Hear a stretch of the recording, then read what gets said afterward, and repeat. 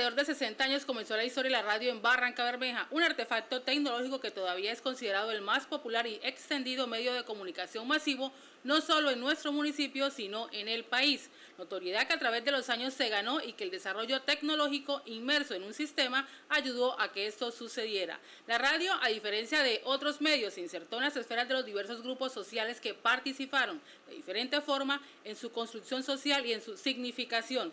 Su progreso no fue ajeno al contexto en que nació, creció y se desarrolló. Desde que la radio comenzó a balbucear en nuestro municipio, se tejieron alrededor de esta una serie de sucesos y eventos que hicieron posible su desarrollo y consolidación.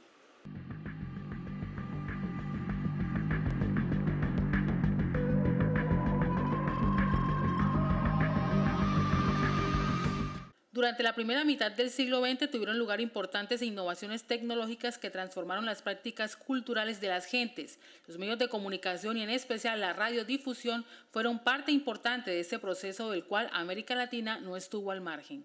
Los antecedentes de lo que hoy conocemos como radiodifusión se remontan a la segunda mitad del siglo XIX y al trabajo aislado de distintos hombres de ciencia que tuvo como punto de partida la teoría electromagnética de James Clerk Maxwell.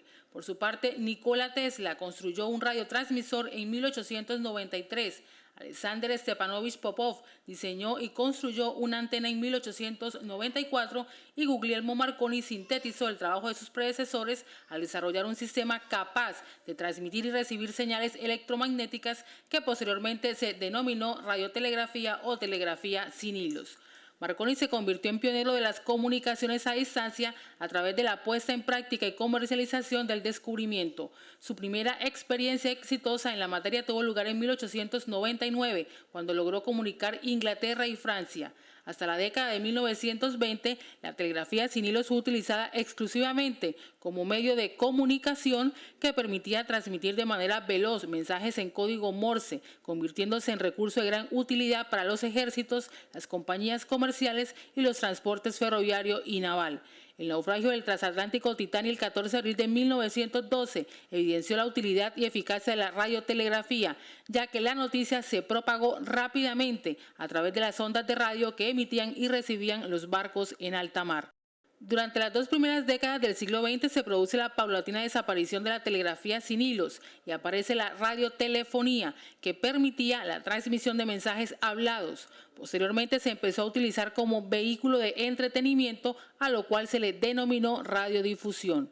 Este hecho causó una suerte de furor conocido como locura de la radio, inicialmente vivido en Estados Unidos e Inglaterra, pero que rápidamente se esparció por el mundo, impulsando la investigación, la experimentación y la construcción casera de artefactos para la emisión y la recepción de señales sonoras, a la vez que daba lugar al surgimiento de grupos de aficionados. En Colombia, la radiodifusión se inicia a finales de la década de 1920, cuando surgieron pequeños grupos de radioaficionados e interesados en todo lo relacionado a la electricidad y las ondas de radio en las principales ciudades del país. Pero fue el presidente Miguel Abadía Méndez quien inauguró en 1929 la primera radiodifusora en Colombia, llamada HJN. Unos meses más tarde nace con el nombre de La Voz de Barranquilla la primera emisora en esa ciudad. La infraestructura necesaria para mejorar las comunicaciones había sido instalada en el año de 1923 por la empresa Marconi, la cual fue durante 20 años la única empresa en el país que llevó a cabo esta tarea. La primera emisora comercial en el país nace en 1931. Su nombre era HKF. A partir de ese momento nacieron muchas emisoras comerciales, a la vez que se implantó la reglamentación que habría de controlarlas. Al principio, estas emisoras eran dirigidas por una sola persona, quien se encargaba de operarlas y en general de llevar a cabo todas las tareas que exigía cada una de ellas, de tal suerte que estas funcionaban intermitentemente, dependiendo de la disponibilidad de tiempo y recursos de sus dueños, lo cual hizo que las emisoras comenzasen a hacer por su cuenta cuñas radiales, las cuales, a pesar de su falta de profesionalismo, se convirtieron en el medio preferido de las marcas para hacerse conocer. Amigos de la ciudad, amigos del buen andar.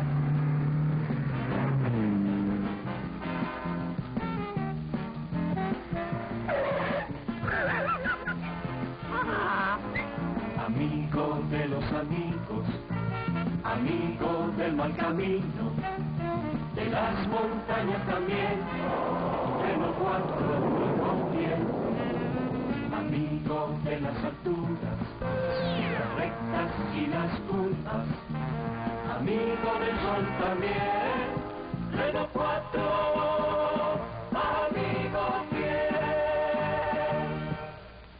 El hecho que reconocidas marcas utilizaran a la radio para hacerse conocer dio lugar a una lucha entre esta y la prensa, hasta el punto de que esta última logró que en 1934 se emitiese un decreto que prohibía a las emisoras radiales leer las noticias publicadas por los periódicos, lo cual solo podía hacerse 12 horas después de que estos hubiesen sido publicados. No obstante, el auge de la radio debido a su capacidad de inmediatez y a su agilidad era evidente, haciendo que a los medios escritos no les quedase otra opción que la de negociar al ver el gran interés que el gobierno tenía en ese nuevo medio.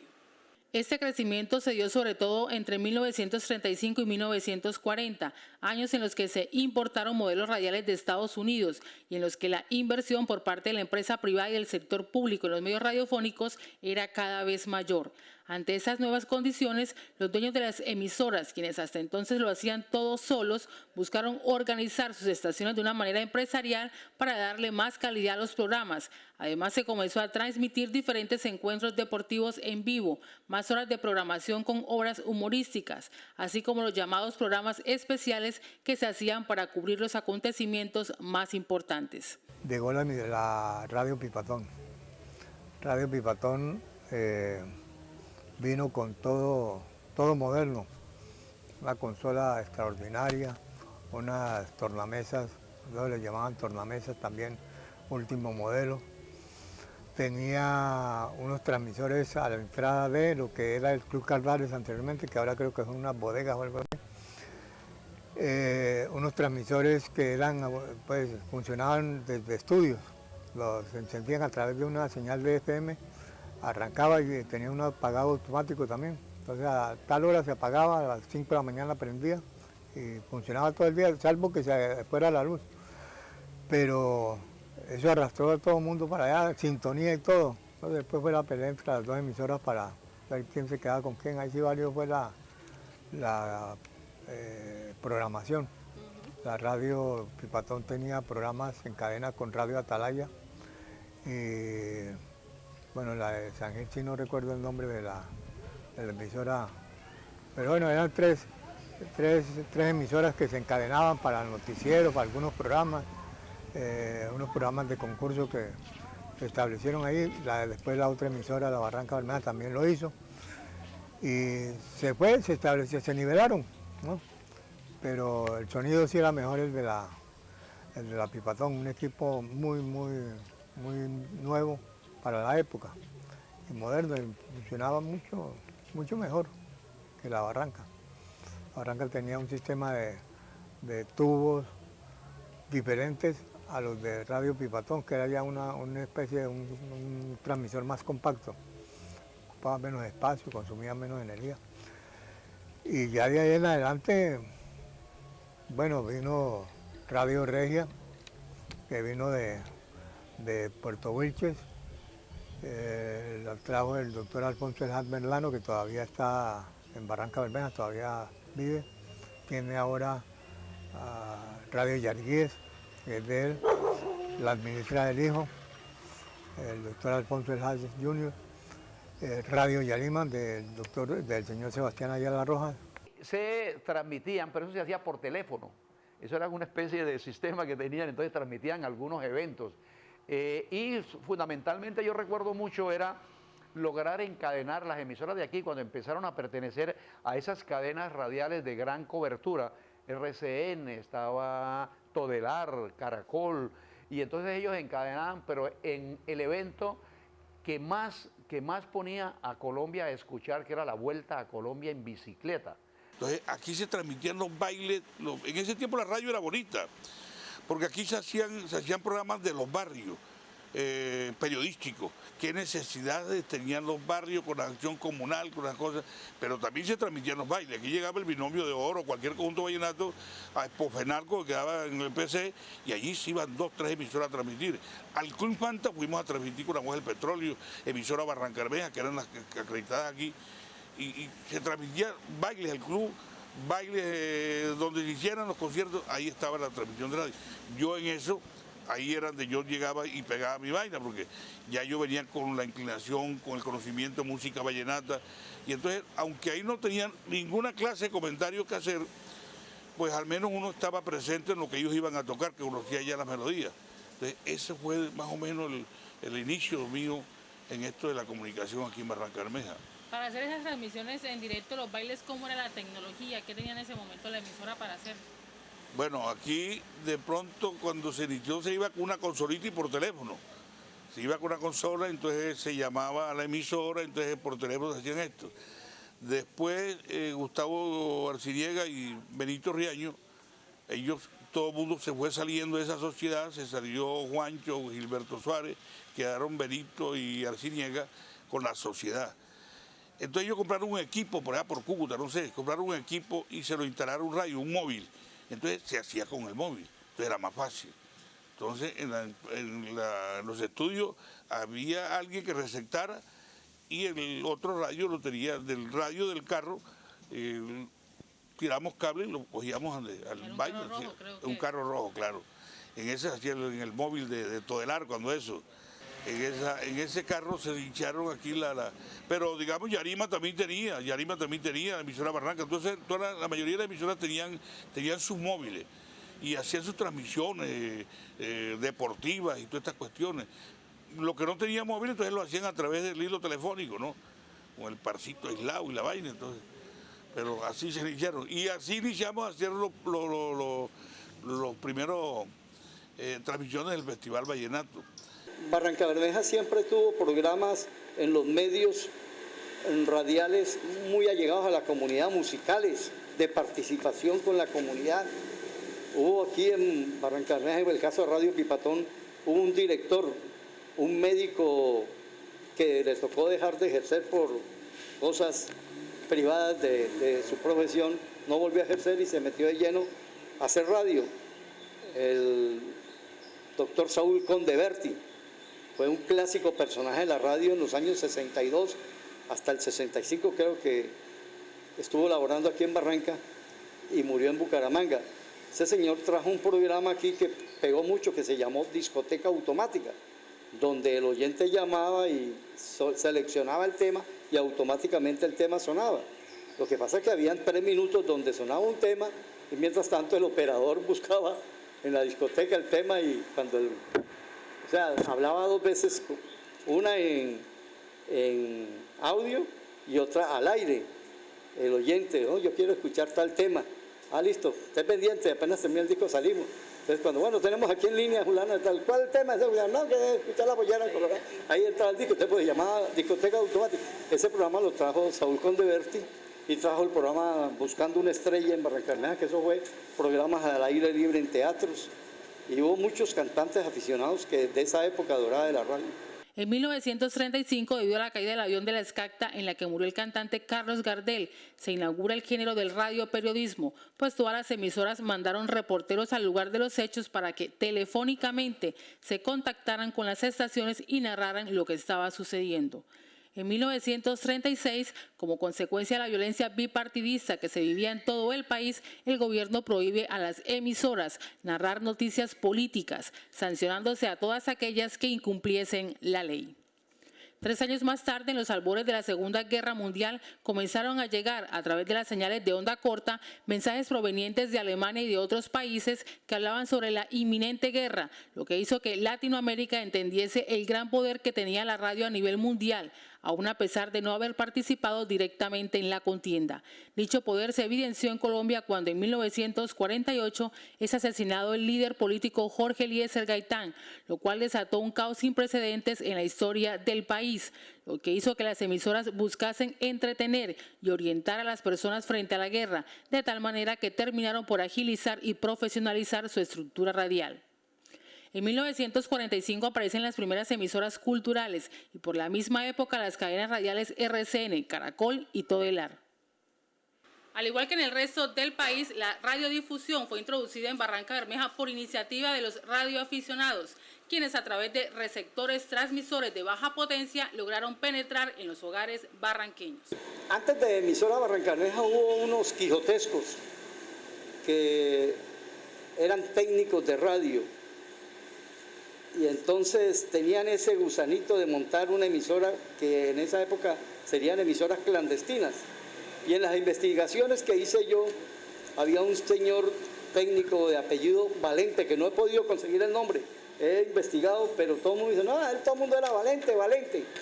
Y un señor que era un técnico de radio y músico. Yo lo vi, interpretaba mucho el saxofón, don Jesús Rojas.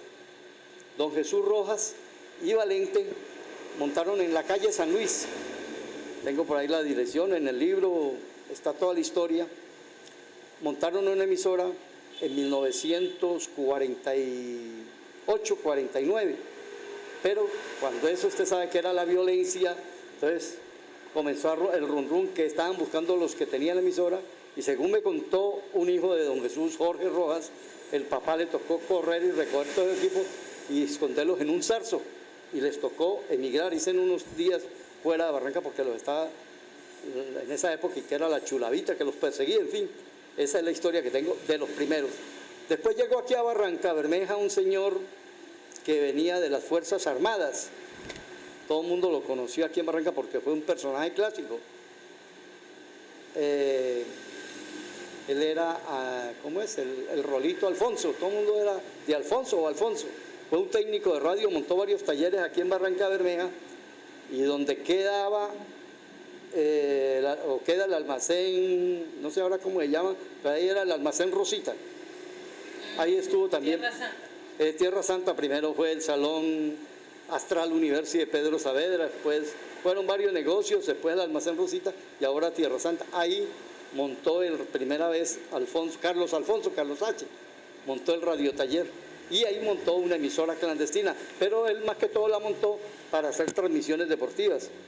Ellos con la ayuda de un muchacho, Luis Alberto Telles, que es bombero, se montaban en los postes, colgaban la línea de teléfono y salían al aire en el momento que pasaban las clásicas de esa época, que aquí en Barranca hubo una afición por ahí en 1958, 59, clásicas de unos buenos ciclistas. Pero eran transmisiones propias, no se encadenaban. No, nada. Eran propias. No, propias, las hacían ellos ahí clandestinamente. No salían sino para esa época. Esas investigaciones es la que, a esos primeros. También tengo un testimonio del historiador barranqueño, ¿cómo es? Arnulfo López Ortiz, que él me narra para el libro que estoy realizando, la historia de la radio, que en esa época del 58, 59, en el edificio que eran de los hermanos José Domingo Reyes, que ahí fue después que funcionó la emisora Barranca, también estuvo una emisora clandestina que era del Partido Liberal. También la persiguieron para quitarle los equipos y se perdió la emisora en una de esas revoluciones que hubo en esa época del 48, 49. Esa historia la narra este personaje. Bueno, mira, aquí hay que empezar diciendo algo que debe ser motivo de ustedes, los periodistas, investigar un poco bien la cosa. Aquí se hizo una radio para los años entre el 45, 50 y 55, y hay un señor que ya es un señor de edad, de apellido Sepúlveda, no recuerdo el nombre, tiene aquí en la calle 48, entre carreras 19 y 20, un radiotaller. Él manejó, porque él ha sido toda la vida un radiotécnico, él manejó una emisora, bien antes de que surgieran las emisoras, porque recordemos... Como radioaficionado. Radioaficionado, y esa emisora sirvió para transmitir problemas de, por ejemplo, el 9 de abril, pero era muy incipiente aquella, dijéramos, la técnica de ese momento. Años atrás habían montado aquí una emisora que se llamó emisora Voz de Barranca, algo así, pero una emisora pirata. No tenía licencia ni nada, y no un radiotécnico la montó ahí en su propio taller con esas antenas horizontales. Y me llamaba mucho la atención porque uno pasaba por ahí y veía el tipo ahí hablando y todas esas cuestiones, poniendo música con un tocadiscos común y corriente. cuando, de esos que anteriormente les decían picó. Bueno, pero se la cerraron, que no sacó la licencia, entonces vino la emisora Barranca Bermeja con los Aristizábal, Sergio, Mario y Hugo Aristizábal. Hoy tenemos la oportunidad de recoger la historia viva de la radio y de poder engrandecer la trayectoria de aquellos operadores de audio, lectores de cuñas, locutores, periodistas, en fin, los hombres y mujeres que pusieron alma, corazón y vida y su genialidad y terminaron convertidos, si no en los pioneros de la radiodifusión en nuestro medio, sí en quienes la consolidaron. Esta es la historia de quiénes son y cómo llegaron a la radio algunos de ellos.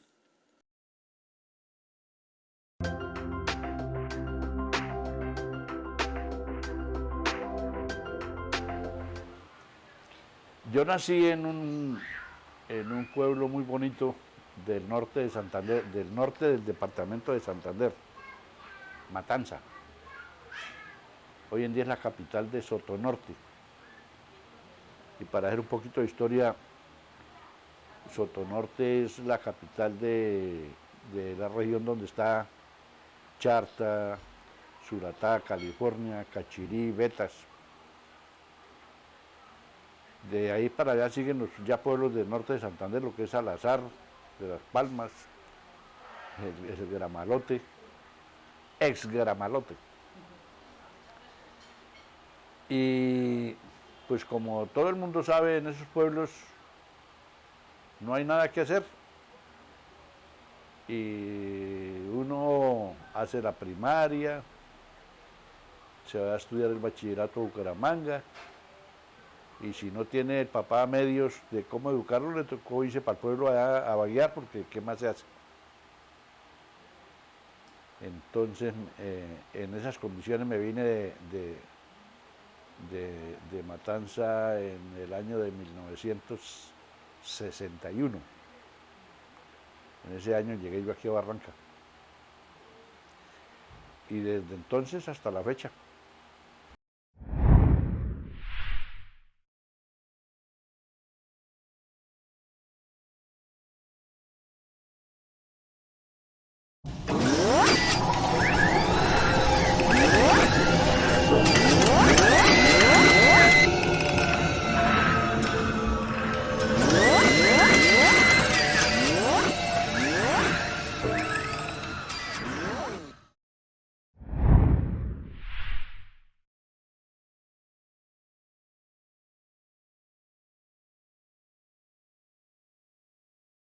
Yo llegué empleado, yo trabajaba con las acciones comunales en Girón y allá me trasladaron para acá por 6 meses y aquí me quedé. A ver, yo llegué aquí y por ahí en el año de 1971.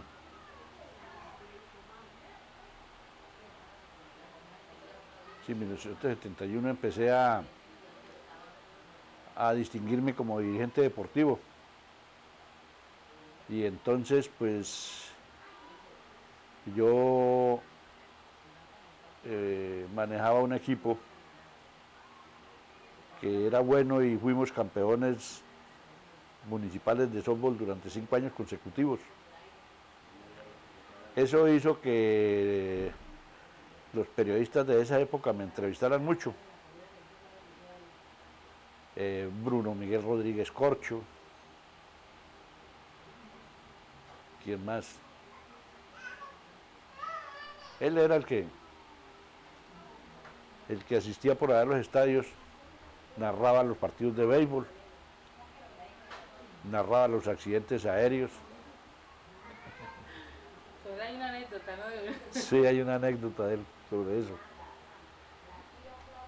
Y entonces me empecé a meter. Y así llegamos a, estando ya yo empleado en Ecopetrol, allá también me distinguí por ser dirigente deportivo y los mismos vínculos con la prensa, y hasta que me fui como enamorando del cuento.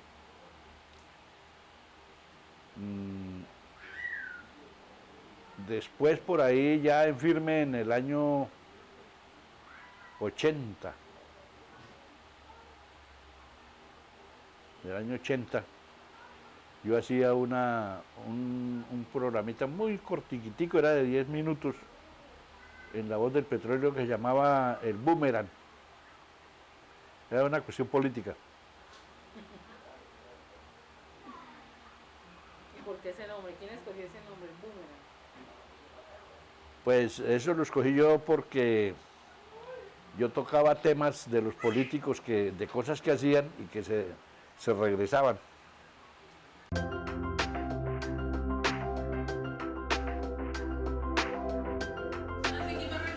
En el año 1953 nací frente a lo que es todavía la parroquia Sagrado Corazón de Jesús, donde se construyó el edificio de lo que es hoy Más por Menos.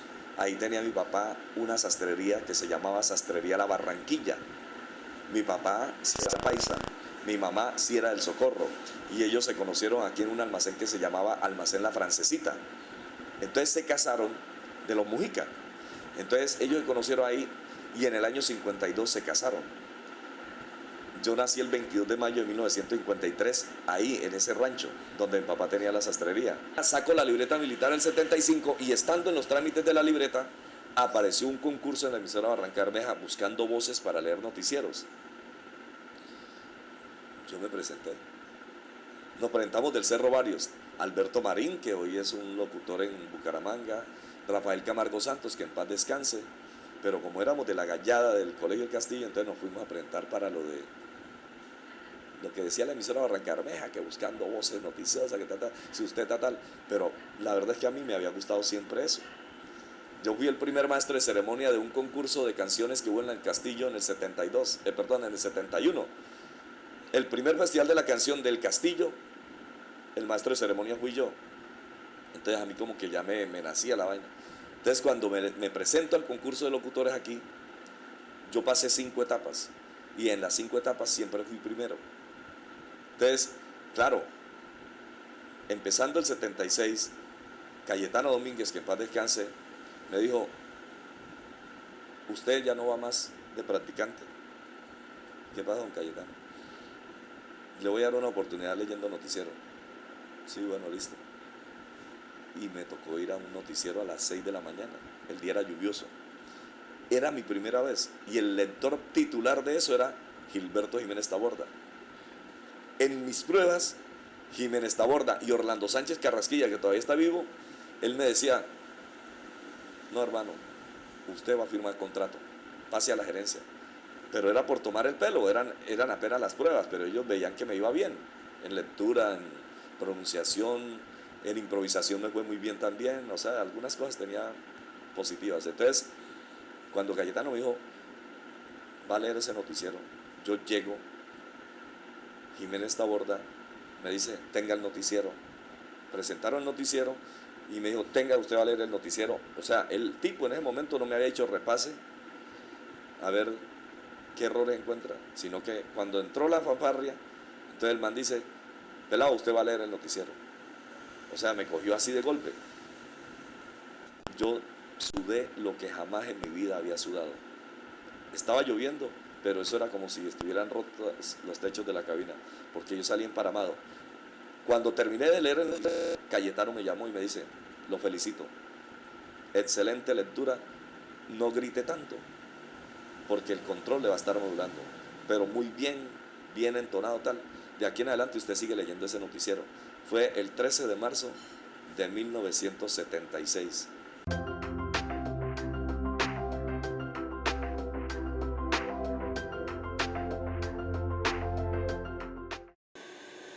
Por allá por los años 1950 a mis padres se les da la idea de trasladarnos aquí a Barranca Bermeja, porque aquí estaba trabajando con el doctor Daniel Villaceta, uno de los mejores odontólogos que tuvo nuestra querida ciudad, mi querida abuelita, la mamá de mi papá.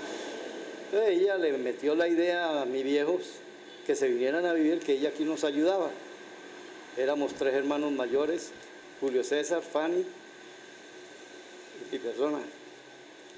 Yo hice mi primaria en la central de varones, los primeros años, que es donde queda la cárcel. Ahí era la central de varones, ahí estudié hasta segundo de primaria. Después nos pasaron aquí a la 10, que era la Escuela Coronel Gustavo Gómez, nos tocó hasta la inauguración. Ahí estuve tercero y cuarto, y lo último, el quinto lo hice en Palmira, donde queda ahorita el colegio Intecoba. Ahí terminé el quinto. Y el bachillerato lo hice en las horas nocturnas. Mi hermana trabajaba en la fábrica de gaseosas y Pinto, quedaba ahí en el parque infantil, allá donde hoy en día funciona el centro comercial El Parque.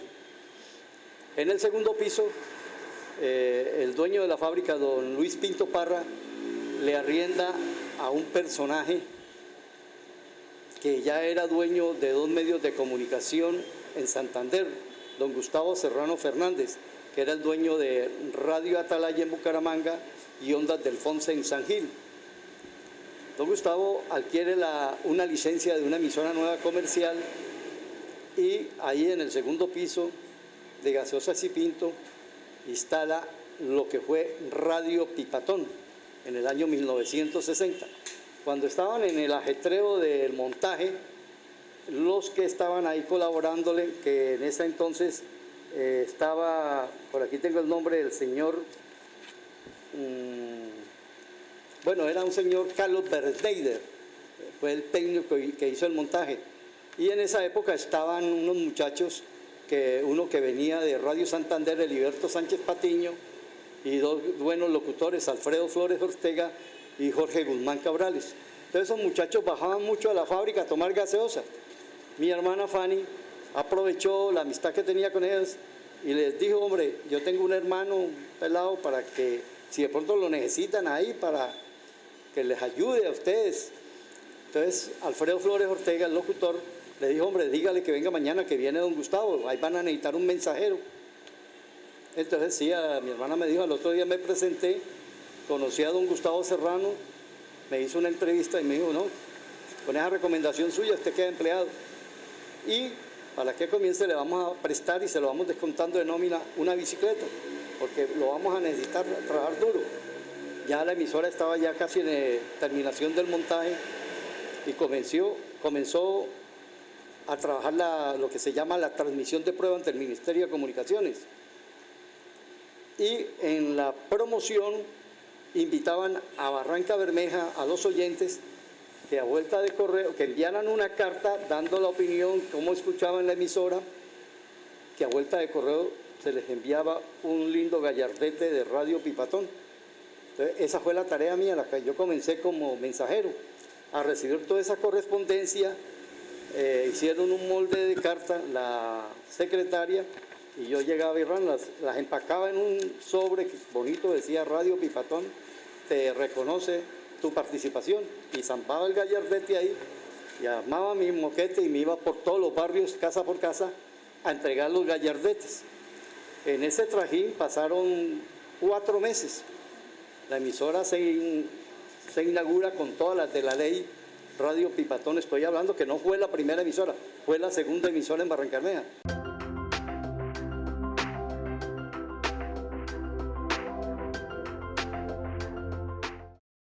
Bueno, yo nací en el año 1938 en Magangué, Bolívar. A los 2 años de edad me trasladé a Barranca Bermeja, me trasladaron a Barranca Bermeja. Mi papá se vino a buscar nuevas fuentes de trabajo. Jesús María Yepes Sierra, es el nombre de él. Mi mamá, Felipe Atencio, se quedó en Magangué con otro hermano mío. Llegamos y nos establecimos en el barrio Buenos Aires hasta hace pocos años, porque ahí tenía un tío mío, tenía 2 casas y en una de ellas nosotros nos ubicamos. Y fue todo un traslado con todo, con sentimiento y con todo, porque ya no volví a Magangué. Ya de ahí los años me permitieron salir a varias ciudades que he recorrido, pero Maganguese nunca he vuelto. Hay que volver a la tierra en que se nació, dice el adagio. La primaria la hice en una escuela pública que estaba funcionando en la calle 10, que hoy es calle 50, creo que con entre carreras 19 y 20. Una profesora, no recuerdo el nombre, Bernarda, de ojos verdes, pero no recuerdo el nombre. Posteriormente pasé a la Buenos Aires, que el edificio todavía existe, está en la calle Sexta, entre carreras 17 y 18. Ya un poco reformada, pero se conserva parte de la estructura. Posteriormente en el Colegio Antonio Nariño, donde hice hasta quinto de primaria. De ahí en adelante sí fue en el Colegio Oficial Diego, que hoy es Diego Hernández de Gallego. Anteriormente era el Colegio Oficial de Varones. Ese quedaba ahí donde es la Quinta de Guión, que ahora es un conjunto de departamentos ahí. Pero hasta el año 53, 54, ya interrumpí estudios. Pasamos al Pueblo Nuevo, que es el colegio José Antonio Galán. Ahí hice hasta cuarto, cuando eso existía el cuarto de bachillerato, que uno se graduaba ahí. Yo no me gradué, pero estudié hasta ahí. Ya después, con el paso de los años, ya en el 80, en el 90, en el 2000, hice unos cursos presenciales, creo que estoy mal en la fecha. De todas maneras, probé quinto y sexto. Y me gradué de bachiller en el José Celestino Mutis, en un edificio que queda diagonal a la fábrica de hielos Nevado, creo que se llama, media cuadra antes de llegar al muelle, y diagonal al directorio conservador en el segundo piso. Ahí funcionaba el emisor, uno se hacía el amigo ahí del celador para que lo dejara subir a uno. Es decir, cuando el celador pitaba alguna cosa, bájese porque vienen los dueños. Es decir, no los podían ver a uno, allá eran como muy reservados y se imaginaban que cualquiera que entrara de pronto se iba a llevar algo. Decían que para que no interrumpiera, ¿no? Pero yo creo que era más bien que tenían temor que se llevara alguien los discos, hay un disco de esos para esconderlo, un disco de esos de 78 que eran así, y los LP. ¿ven? Y me hice amigo ahí del tipo y me dejaba subir, y después ya me hice amigo ahí con los locutores y los controles. Estaba Pertús, Jorge Pertús, conocí a Churio ahí, al doctor Antonio Fernández Atencio, que después fue secretario de Agricultura en el Nacional. Varias personas conocí ahí y me dejaron entrar más cerca a los equipos. Eso me llamó la atención hasta que al fin una vez me cogieron ahí y me dijeron, ¿usted quiere trabajar en esto? Yo, sí. ¿Le gusta? Sí. Bueno, pues como falta fulano de tal, siéntese ahí. ¿Ya sabe? Yo, sí. He tenido esa costumbre de que, ¿sabe hacer tal cosa? Sí. Porque yo no sé, es mejor uno decir que sí que decir que no, porque si usted dice sí, tiene la posibilidad de decir no, o decir espere un momentico, pero si dice no de entrada, entonces, no, me arriesgué y me dejaron ahí a hacer control por muchos años.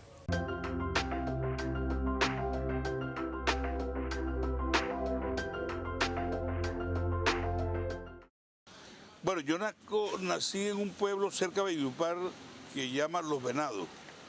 Es un pueblo que yo le digo a ese que es la despensa del Cesar. Produce algodón, es un pueblo ganadero. Desde muy temprana edad me fui a Codazzi. En Codazzi pues me fui para el cuartel, del cuartel vine a Valledupar, trabajé en el juzgado civil municipal y luego me vine a Barranca Bermeja. Pero en mi llegada a Barranca Bermeja el interés fue emplearme en Ecopetrol, porque yo tuve un tío que era jubilado de la Shell y cuando él llegaba a Los Venados hacía ruido, entonces a mí me quedó esa vaina grabada desde muy niño de que yo quería ser trabajador de una empresa de esas petroleras. Aquí luché, pero al fin y al cabo me emplearon aquí en Ecopetrol, me echaron para Cartagena y ya en Cartagena fue donde tuve la oportunidad de conocer la radio, porque allá fui compañero de apartamento de un locutor, Néstor A. Sánchez, y otro señor antioqueño, que fueron los que de pronto Yo les hablaba a ellos de los primeros festivales vallenatos y ellos le ponían mucha atención a esto que yo les hablaba. Y luego me invitaron al programa y ahí nace el Valle Mayorga, digamos, como gente de la radio que me gustaba. Me enamoré de eso. Pero, digamos, ese ambiente de radio en Cartagena duró poco, porque en poquito tiempo me trasladaron para Barranca Bermeja y llegué aquí nulo otra vez a iniciar. Recuerdo tanto que aquí había una emisora Pipatón, que más tarde la echaron para Bucaramanga. Ahí conocí a José Benito Riaño, a Gustavo Arciniega Ocampo, Gilberto Jiménez, Gilberto Suárez Barragán y Juan de Jesús León. Ellos iniciaron con una sociedad que tenía un nombre ahí, no me acuerdo ahorita, se me escapa el nombre, que era Suárez, Riaño, Arciniega y León. Ellos contrataban los espacios en ese tiempo en Pipatón. Después, cuando ya Pipatón se fue para Bucaramanga, cayeron a la Voz del Petróleo. Ahí, ¿de qué año estamos hablando, perdón? Estamos hablando del 79, por allá, antes del 79. De pronto antes del 79. No, antes. Antes, porque cuando eso viene la huelga del 77 y ya yo tenía ya vinculación con la radio. Pero únicamente la vinculación conmigo con la radio era cuando había feria. Yo era de feria. Entonces, ¿qué me ponían a animar a mí? Cuando venían las bandas y los conjuntos vallenatos, yo animaba eso. Eso fue lo primero que hice yo en radio. Lo primerito aquí en Barranca. La primera estación radial en Barranca Bermeja sería la emisora Barranca Bermeja en 1956, propiedad de los hermanos Aristizábal. La primera emisora oficial, con todas las normas del Ministerio de Comunicaciones comercial, fue la emisora Barranca Bermeja, que la instalaron en el año 1955 los hermanos Aristizábal Ramírez, Sergio, Germán y Hugo. Ellos instalan esta emisora y buscan unas voces muy profesionales de la época. Los primeros locutores de la historia, por aquí los tengo, fueron, entre otros, Juan de Jesús Sepúlveda, que todavía está vivo.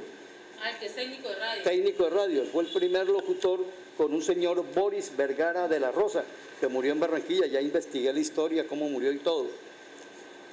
Y fueron los primeros locutores. Pero después vino un señor Ovidio Naranjo, que también ya murió. Y por último, don Sergio y los hermanos Aristizábal traen a José Antonio Churio, un gran narrador nacional. A José Antonio Churio y Antonio Fernández Atencio, que hoy en día es un eminente abogado, fue político de Bolívar, y Jorge Pertús Aleán, que todavía está vivo, hoy en día es periodista en Bucaramanga. Fueron las primeras voces que estuvieron en la radio Barranca Bermeja. Y comencé en las narrativas que estos señores me hacen, me hablaban del primer operador de audio, y todos me anunciaban un personaje, Adalberto Villalobos Muñoz. Comencé yo a investigar por internet, a buscar la familia y lo localicé. Tengo fotos de él y tengo un buen contacto con él. Él llegó aquí en 1956, trabajó en emisora Barranca Bermeja, fue el primer operador, fue el que le enseñó a Juan de Jesús León López, a varios operadores de esa época, y se fue para Medellín, trabajó en La Voz del Río Grande y se pensionó en RCN en Medellín. Tengo toda la historia de él y fotos, ya está viejito, tiene 70 y pico de años. Entonces esas son las satisfacciones que le dan a uno hoy en día, meterse en este cuento, de escribir una historia, investigar y dar con esos personajes que fueron clásicos en esas épocas doradas. Para 1954 se funda la emisora Barranca, pero la emisora Barranca sale en 1956, la emisora Barranca Bermeja, en un edificio que todavía figura por allá frente a donde queda una fábrica de hielo, llegando al muelle, en un segundo piso, ahí funcionó, y ese edificio, si mal no recuerdo, eran de los Reyes Hermanos. 1956 inicia la emisora Barranca Bermeja. En la historia de la emisora Barranca Bermeja, muchos recuerdan la producción, circulación y recepción de aquellas historias melodramáticas que cautivaron a las audiencias del continente con sus relatos de amor, odio y pasión, especialmente en las décadas del 40 y 50, hasta la llegada de la televisión. Herederas de una rica tradición oral, las radionovelas fueron muy escuchadas en Barranca Bermeja hasta la década del 70 y aún se recuerdan con afecto, aunque tampoco se debe olvidar el malestar que causaron en quienes las intentaron prohibir con tono moralizador o criticaron con autoridad intelectual. Con La Voz del Petróleo, ahí me gustaba escuchar una radionovela que se llamaba Pipatón, el cacique indómito. Era una radionovela. Aquí para que no radionovelas propias. Claro, es una radio. Vea, me dicen, cuando eso, pues yo no sabía ni quién era Benito Riaño, ni quién era Luis Ballesteros, lo conocen popularmente como el Caballo. O sea, personajes de esos tenían que ver con la novela. Yo vine a saber después que Benito Riaño era el grabador de la novela. Lamentablemente en La Voz del Petróleo nunca valoraron eso, porque uno va a buscar si hubo archivo de eso y nadie sabe de eso. Yo un día dije que en algún momento, a raíz del libro de este señor Enrique, Elmer Pinilla, yo dije que en La Voz del Petróleo hubo un momento en que presentaban una radionovela, era como a la 1 de la tarde, y que lamentablemente nunca nadie había guardado un archivo de eso. Me llamaron enseguida, Raúl, sí, fue verdad. Y uno de los que me llamó fue Luis Carlos Ballesteros, el famoso Caballo. Me dijo, Raúl, yo actué ahí haciendo de no sé qué. Y el que grababa eso se llama Benito Riaño. No sé si Benito Riaño, no sé por qué no ha salido a decirme cómo fue el cuento. Entonces esos programas me llamaban la atención. Me gustaba mucho escuchar noticias. En 1951, la emisora Nuevo Mundo de Caracol programaba con éxito El Derecho de Nacer, una radionovela producida y exportada por Cuba antes de la Revolución de 1959 y que alcanzó sintonía en la ciudad.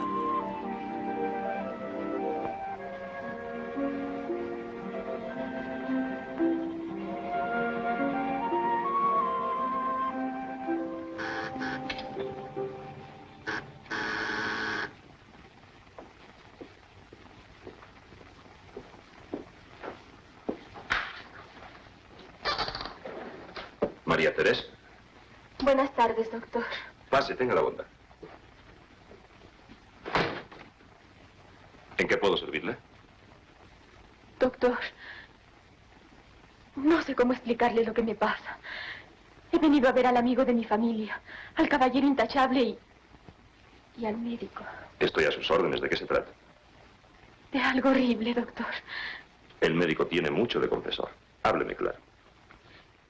El Derecho a Nacer arrasó en sintonía, generó cambios en los horarios y costumbres cotidianas de sus fieles audiencias y fue también objeto de crítica por parte de la mirada intelectual que no encontró aporte y sí mucha distracción en detrimento de la formación cultural de las masas de radioescuchas. Buena parte del éxito de la historia radicó en su capacidad para proponer y desarrollar temas tabú para la época, el racismo, el aborto y el cáncer, lo que generó discusión pública, a tal punto que sectores conservadores de la sociedad y de la Iglesia se opusieron a la transmisión de la radionovela. La radionovela estableció formas de representación social. El periodo que va de 1950 a 1970 corresponde a los años de la migración forzosa del campo a la ciudad, una urbanización a la brava, con escasa planeación y mucha gente que llena las ciudades. Serían justamente esas masas, sumadas a la clase media de la sociedad tradicional, las más expuestas a los medios de comunicación y en especial a la radio. Años que marcaron un nuevo ritmo de vida en el país al compás de las consecuencias del conflicto bipartidista y el retroceso de la Iglesia ante la secularización proveniente de los otros medios de comunicación. Esta Sandokan, creo que era una de ellas, pero esa era como ¿por qué lloran los ricos? Era una radionovela, es que en aquella época eran radionovelas, entonces la familia se reunía, tipo, eran por las mañanas o por las noches, recuerdo, y las familias se reunían y ellos no se perdían el episodio. Y era muy, muy agradable conocer cómo era que las novelas se producían, ¿no? Eran las gentes con sus libretos en un estudio y cada uno leía, pero eso no era el accionar que uno cuando la oía, pues uno lo ponía como a mirar que estaban en la casa, que estaban fuera, que estaban en diferentes partes y no, era la magia de la radio. La radionovela, a partir de un lenguaje cotidiano, desarrolló historias que fueron vistas como recurso pedagógico ejemplarizante para los oyentes, especialmente mujeres, e hizo posible los espejos de comportamiento y los inventarios de eventuales problemáticas sociales.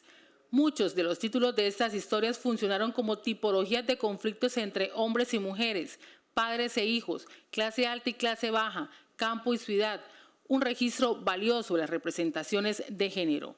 Para otros, las radionovelas reforzaron una visión conservadora de la familia en la que el papel de la mujer continuaba la senda trazada en el siglo XIX, sumisión al hombre, reducción al ámbito doméstico y negación a cualquier intento de emancipación. La emisora Barranca Bermeja también registró historias que mostraban la visión occidental de lo exótico y los rasgos de un imaginario de Oriente que se nutrió de la literatura de aventuras, en las que el protagonista debía vengar a alguien. Nacieron así historias como Sandokan, Arandú y el recordado Calimán. Escuchar radio es algo muy elemental para el conocimiento. Sí, porque creo que desde todos mis tiempos que tengo razón de ser y de estar aprendiendo, la radio es una forma de uno enterarse de muchas cosas. La radio representó en mi vida un papel muy importante como fue la educación. Y de ahí que uno se levanta tempranito a escuchar las noticias, a escuchar programas de entrevistas, en fin, de todo esto. La radio nos ilustró mucho tiempo con las telenovelas, que era algo que también se daba mucho, ¿no? Las radionovelas. Y yo creo que aquí en Barranca Bermeja la radio estaba bastante adelantada ya, o sea, es decir, ha alcanzado un grado bastante alto de sintonía, ¿sí? Por la diversidad que se presenta. Creo que hay una diversidad de información en ella. Ahorita, por ejemplo, La Voz del Petróleo ya tiene comunicación las 24 horas, radio las 24 horas. Creo que a medida en que el recurso humano se perfeccione y trate de dar una información más veraz, más eficaz y más educativa, la radio va a ser siempre un factor fundamental para el conocimiento. ¿Recuerda alguna radionovela? Arandú. Escuchábamos a Arandú, sí, por allá. Esa era una radionovela muy interesante, ¿no? Calimán. Ese radio es muy interesante. El registro sonoro de las voces de los presidentes colombianos hace parte del amplio inventario de la historia de la radio en la ciudad. Un registro que sirve para describir y analizar la oratoria y la retórica de aquellos que tuvieron en sus manos la responsabilidad de representar los intereses de los colombianos, cuyos hechos relevantes pudieron ser emitidos y registrados por la radio.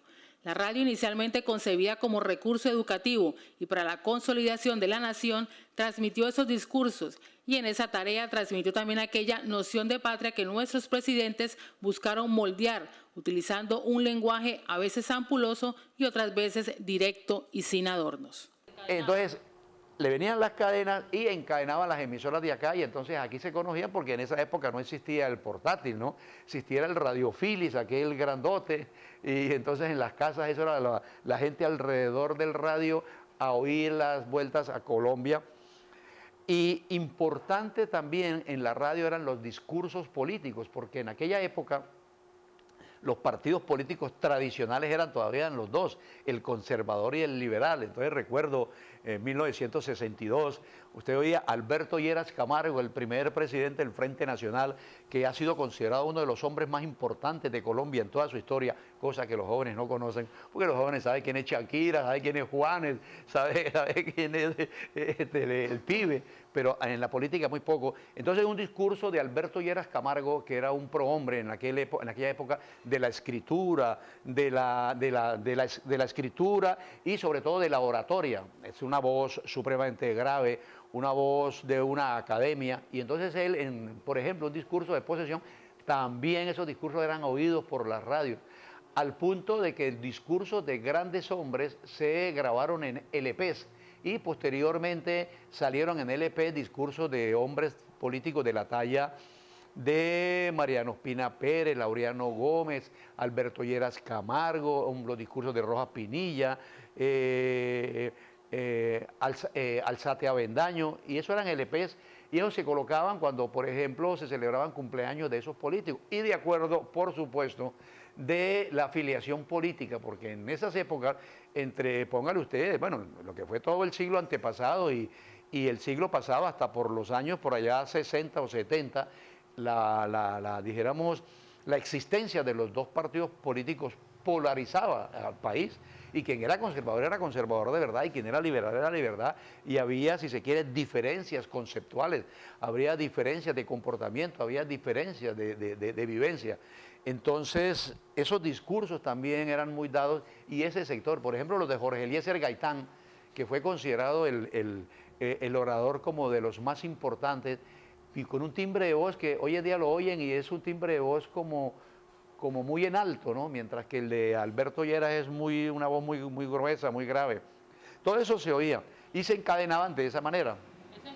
La radio ha contribuido a la formación ciudadana con valores democráticos, haciendo visibles a colectivos excluidos. Parodiando al doctor Eduardo García Rueda, la radio es la voz de los que no tienen voz, es la voz del pueblo. La próxima semana continuaremos con la apasionante historia de la radio en Barrancabermeja. La Corporación Memoria y Patrimonio agradece su compañía y los invita a seguir tejiendo la historia con los hilos de la memoria.